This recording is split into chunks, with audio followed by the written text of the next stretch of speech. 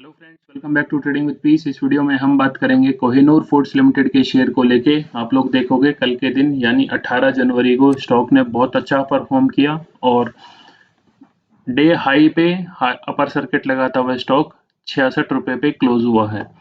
क्या इसमें अपॉर्चुनिटी है बाइंग की, क्या कुछ इसमें मैनिपुलेशन है, सब कुछ हम इस वीडियो में हम बात करेंगे। आई होप ये वीडियो आपको आपके एनालिसिस लेने में मदद करेगी। और चलिए शुरू करते हैं वन डे के हिसाब से। अगर आप वन डे के टाइम फ्रेम पे इस स्टॉक को देखोगे, इससे पहले जो आज ये कैंडल बनी है यानी 18 जनवरी को, तो इसमें आप लोग देखोगे स्टॉक ने एकदम आउट परफॉर्म कर दिया है without any giving any alert और सिग्नल टू स्टॉक मार्केट। तो आप कोई ऐसा चार्ट पैटर्न नहीं बना जिसमें कि एकदम से बायर्स को संकेत मिले कि आज ही इसमें बाइंग इनिशिएट होगी और स्टॉक अपर सर्किट पे जाएगा। तो क्या सब कुछ ठीक हो चुका है? चलिए शुरू करते हैं। छोटा कर देता हूँ चार्ट फ्रेम ताकि आसानी से हम समझ पाएं। अगर आप वीक के हिसाब से देखोगे तो ये वाली कैंडल को देख के कंफ्यूज मत होना, ये वन डे के हिसाब से बनी है। और क्या अब मौका है या आपने ट्रेन छूट गई है आपकी? तो सबसे पहले हमारे आगे जो इसका टारगेट है वो है लगभग आता है इसका अभी भी 70 रुपये के आसपास एक टारगेट हो सकता है, यहाँ से प्राइस रिवर्स हो।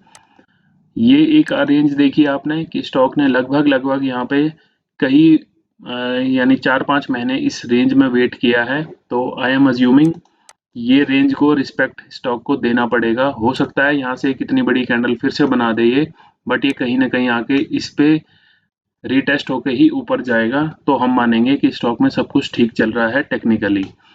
और बाकी आप लोग देखोगे अगर इस स्टॉक को, अगर मैं इसको वन डे में करके दिखाऊं आपको, तो अगर प्रीवियस देखोगे तो इस स्टॉक ने जो जर्नी तय की है, इसकी जर्नी बहुत कम प्राइस से स्टार्ट हुई है। लगभग 7-8 रुपए से स्टॉक स्टार्ट हुआ था और जहां पे रुका था जाके वो था 129। इट मीन्स कि इसने अपने इन्वेस्टर्स को मल्टी फोल्ड रिटर्न दे दिए थे with in short span of time. तो सेम अगर इस हिसाब से देखते हैं हम, तो अभी स्टॉक अपने हाई से कहाँ पे ट्रेड करा, तो मेरे ख्याल से ऑलमोस्ट 50% के करीब इसमें रिट्रेस था। हाँ, तो आप लोग देखोगे ऑलमोस्ट 60% के करीब ये आया नीचे और यहाँ पे एक अच्छे खासे टाइम पीरियड पे इसने कंसोलिडेट किया और उसके बाद ये स्टॉक ऊपर निकला है। तो क्या अब इसमें पुराने प्रीवियस लेवल इसके क्रॉस हो जाएंगे, क्या कुछ होगा, ये तो वक्त बताएगा दोस्तों। बट जो फर्स्ट ऑफ ऑल जो इसका इमीडिएट टारगेट है या इमीडिएट रेजिस्टेंस है, उसको इसे फेस करना पड़ेगा। क्योंकि आप लोग देखोगे कि यहाँ से जब सेलिंग आई थी तो अच्छी खासी सेलिंग भी आई थी और कई दिन प्राइस इससे नीचे रहा था। इट मीन्स कि ये रेंज बहुत ही इंपॉर्टेंट है। तो अगर आप ट्रेड करने की सोच रहे हैं तो मैंने स्टार्टिंग में ही आपको बताया कि कैसे आप ट्रेड करेंगे और क्या इसके फाइनेंशियल्स इतने अच्छे हो चुके हैं। क्योंकि लास्ट वीक हमने एक एलटी फूड्स को लेके भी बात की थी और सेम आज कोहिनूर भी आ चुका है उसी बीच में। एक बासमती ब्रांड है कंपनी का, जो कंपनी का मेन बिजनेस है। और ये आप यहाँ पे वीडियो एक बार पॉज करके पढ़ सकते हो कि established in 1989, Kohinoor foods limited offers an extensive range of basmati rice, ready to eat curries, meals and ready-made gravies and frozen bread, snacks and paneer. तो ये आपने देखा फ्रोजन फूड्स और बासमती में कंपनी का बिजनेस है। बुक वैल्यू है शेयर की 135, वो भी माइनस में। करंट प्राइस चल रहा है 66। हाई और लो आपके सामने है। डिविडेंड स्टॉक देता नहीं है।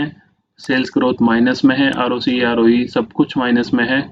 डेट है कंपनी के पास 700 करोड़ का, रिजर्व है माइनस में। अगर हम पीयर्स की बात करते हैं तो मैंने आपको बताया लास्ट वीक ही हमने एलटी फूड्स के ऊपर भी बात की थी और ये सारे नाम जाने पहचाने हैं। अगर क्वार्टर्स की बात करोगे आप, तो मेरे को नहीं लगता इसमें कुछ बदला है।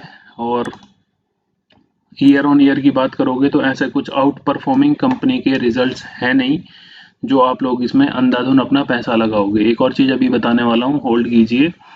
तो आप देखोगे लगभग 2020 में अच्छा खासा लॉस था, 19 में अच्छा खासा लॉस था, 18 में, 17 में, 16 में, 15 में।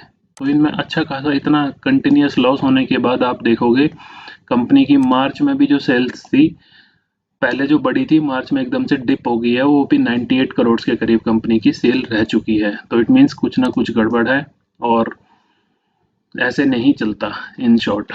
और इन्वेस्टर्स की अगर हम बात करें, कंपनी के जो खुद प्रमोटर्स हैं उनका देखोगे आप उन्होंने ऑल ऑफ सडन सितंबर 2022 में अपनी एक अच्छी खासी परसेंटेज सेल कर दी है, और ना ही इसमें कोई एफआईआईज और डीआईआईज ने सितंबर 2022 तक कोई पैसा लगाया अपने अच्छे खासे रिटर्न के लिए।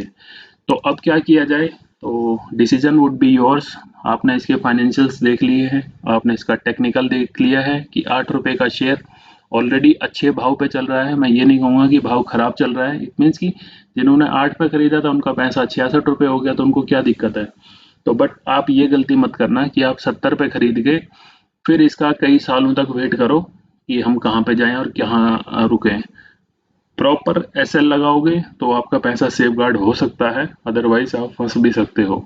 Thank you so much.